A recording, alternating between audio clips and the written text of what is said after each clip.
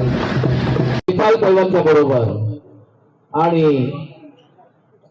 गाफीलपणानं कुस्तीमध्ये राहणं ही का विशाल पैलवानं उठवलं आणि 4 गुणाची लढत घेऊन पृथ्वीराजला त्यांनी त्या ठिकाणी हरवलं आणि पृथ्वीराज त्या कुस्तीमधून पण आज पुन्हा त्या जोमाने या ठिकाणी लढण्यासाठी आलेला आहे.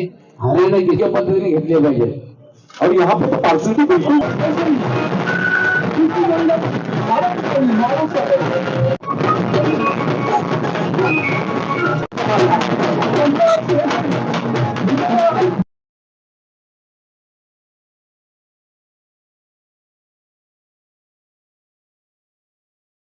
म्हणजे मुलांना खेळाची आवड होणं आणि त्याच्यामध्ये पारितोषिक मिळणं आणि चांगल्या सवयी लागणं हे अनुकरण करणं मी अनेक वर्षापासून पाहतोय. चांगल्या गोष्टी आपल्या मुलांसाठी किंवा पालकांसाठी आणि करतो तर त्या पद्धतीने करतोय.